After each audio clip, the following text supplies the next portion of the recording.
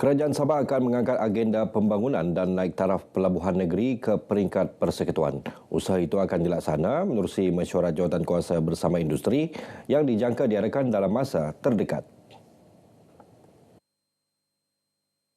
Menteri Pembangunan Perindustrian, Keusahawanan dan Pengangkutan Datuk Iwan Benedik berkata, mesyuarat tersebut akan menjadi saluran rasmi bagi mendapatkan sokongan peruntukan serta memperkukuh agenda pembangunan industri negeri. Saya sebenarnya telah pun menghantar mesej, telah pun meminta secara bertulis kepada Yang Berhormat Datuk Johari supaya diadakan mesyuarat jawatankuasa bersama industri, iaitu satu mesyuarat di antara Kerajaan Persekutuan yang diurusetiakan oleh MITI dengan Kerajaan Sabah terkait dengan isu-isu perindustrian dan termasuklah juga pelabuhan di Sabah. Beliau ditemui media selepas menyempurnakan majlis penyerahan watika pelantikan Jawatankuasa Kemajuan dan Keselamatan Kampung JKKK bagi kawasan kedamaian di Kota Belud. 73 individu menerima watika pelantikan masing-masing. Dalam perkembangan sama, Datuk Iwan turut menghargai komitmen Kerajaan Persekutuan yang meneruskan projek menaik taraf pelabuhan Sepanggar ketika ini walaupun berdepan beberapa kelewatan. Hasil perbincangan menerusi jawatankuasa berkenaan diyakini mampu mempercepatkan pelaksanaan projek strategik sekaligus meningkatkan kecekapan logistik serta merangsang pertumbuhan ekonomi Sabah. Impian 347 Ketua Isi Rumah KIR di Kampung Sungai Batang Batu 10 Sandakan untuk memiliki penempatan yang sah akhirnya menjadi kenyataan selepas menerima lot permit tanah rizab kediaman masing-masing. Simbolik penyerahan lot disempurnakan oleh Adun Sungai Manila Dato' Hazim Mubarak Tun Musa. Ini menunjukkan bahawa kerajaan JRS komited untuk melaksanakan amanah-amanah dengan baik. Ya. Bukan senang untuk melakukan sesuatu perkara di dalam kawasan. Jadi bagi saya ucapkan syabas dan tahniah kepada Mahkamah Anak Negeri, Ketua OKK kita dan seluruh ahli jawatankuasa kerana dapat melaksanakan tanggungjawab dengan baik. Beliau ditemui media selepas majlis penyerahan tersebut disandakan. Dalam perkembangan berkaitan, Datuk Hazim memaklumkan penyediaan kemudahan asas seperti bekalan air bersih dan elektrik kini sedang diusahakan bersama agensi-agensi terlibat.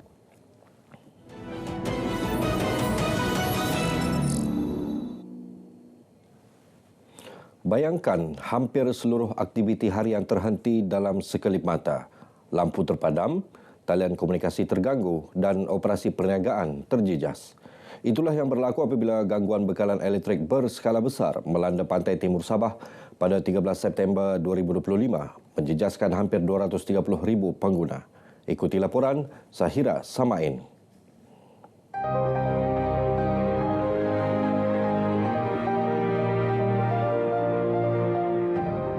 Tanpa sebarang amaran, dua talian penghantaran utama 275 kV Kolupis Segaliut mengalami gangguan serentak.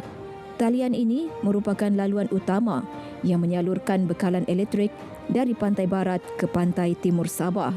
Apabila kedua-duanya terputus, kesannya dirasai serta-merta.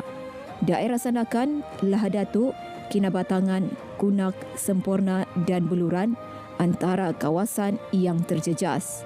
Malah, beberapa kawasan di Tawau turut mengalami gangguan bekalan elektrik. Pasukan Teknikal Sabah Electricity segera digerakkan bagi mengenal pasti punca sebenar gangguan. Namun, hujan lebat berterusan dan keadaan cuaca buruk menyukarkan pemeriksaan di sepanjang laluan penghantaran yang merentasi kawasan berbukit dan hutan. Selepas lebih 24 jam, punca gangguan akhirnya dikenal pasti. Kejadian tanah runtuh di Kampung Sarapung, Penampang menyebabkan sebuah menara penghantaran tergelincir dan menjejaskan talian Kolupis Segaliut. Akibatnya, laluan utama penghantaran tenaga ke pantai timur Sabah terputus. Selain bekalan elektrik, perkhidmatan telekomunikasi dan internet di beberapa kawasan turut terjejas. Bagi peniaga, gangguan berpanjangan itu mengakibatkan kerugian apabila stok makanan rosak dan operasi perniagaan terganggu. Masa tu actually kita tak expect pun yang blackout tu sebegitu lama. Kita dah buat persediaan rapi betul sebab kita ingatkan akan blackout sekejap saja kan, macam kebiasaannya. Memang kita ada mengalami kerosakan juga, especially di bahagian chiller display lah. Untuk chiller display kita memang mengalami kerosakan.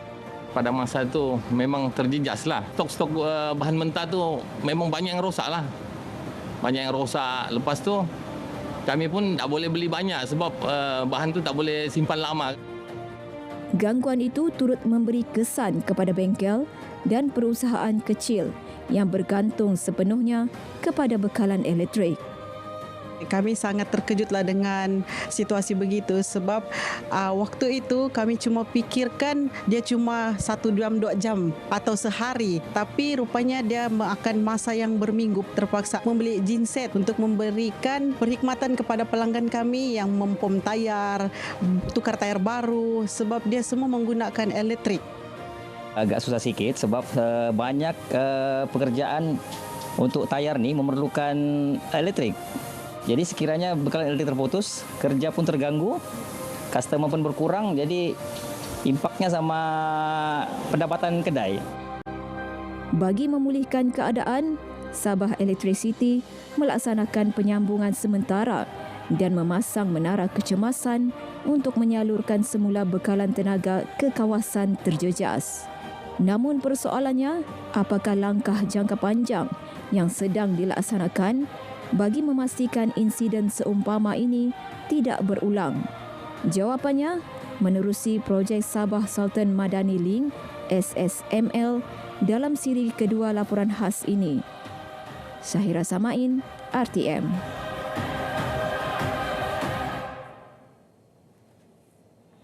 Projek penerokaan sumber air bawah tanah di Hospital Papar dijangka membantu mengurangkan kebergantungan terhadap bekalan air serawat sekaligus menyokong agenda kelestarian dalam sektor kesihatan.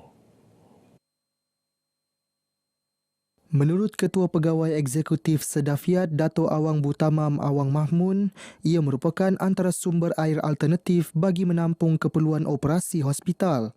Setakat ini, sumber air bawah tanah telah dikenal pasti dan kini sedang melalui fasa ujian makmal. Beberapa kajian lagi yang akan kita gunakan, adapun kajian-kajian makmal yang akan kita akan jalankan berhubung dengan turbidity, berhubung dengan electrical conductivity, berhubung dengan pH, berhubung dengan warna air dan sebagainya. Dan paling tidak kita akan buat kajian supaya air yang kita ambil daripada bawah tanah ini boleh menjadi usable water.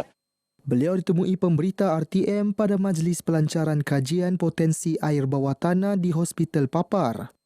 Hospital berkenaan dipilih sebagai lokasi projek rintis ekoran potensi hidrogeologi kawasan yang bersesuaian.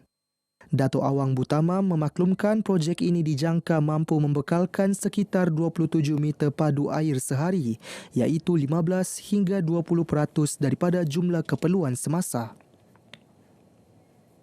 Sementara itu, Jabatan Kesihatan Negeri Sabah JKNS menyasarkan untuk memperluas sistem air bawah tanah ke hospital-hospital lain di seluruh negeri sekiranya projek rintis di Hospital Papar terbukti berjaya. Timbalan Pengarah Kesihatan Negeri Sabah Dr. Ridwan Hashim menyifatkan langkah tersebut sebagai anjakan positif dalam memperkukuh amalan kelestarian melalui pengurusan sumber yang lebih cekap. Sumber air tersebut boleh dimanfaatkan untuk kerja-kerja penyelenggaraan kawasan termasuk sistem pengairan dan pembajaan landscape di sekitar hospital sekaligus menjimatkan kos operasi. InsyaAllah niat dia memang sangat jelas iaitu untuk menghasilkan sumber alternatif untuk air yang tidak dirawat. Jadi sekiranya projek ini berjaya, kita boleh scale up lah. Kejayaan di sini boleh dibawa kepada lain hospital. Beliau ditemui selepas merasmikan Majlis Pelancaran Kajian Potensi Air Bawah Tanah di Hospital Papar. Paparan itu mengakhiri berita pagi Sabah kali ini. Menyusul selepas ini berita pagi Sarawak bersama Debbie Amanda. Salam Malaysia Madani.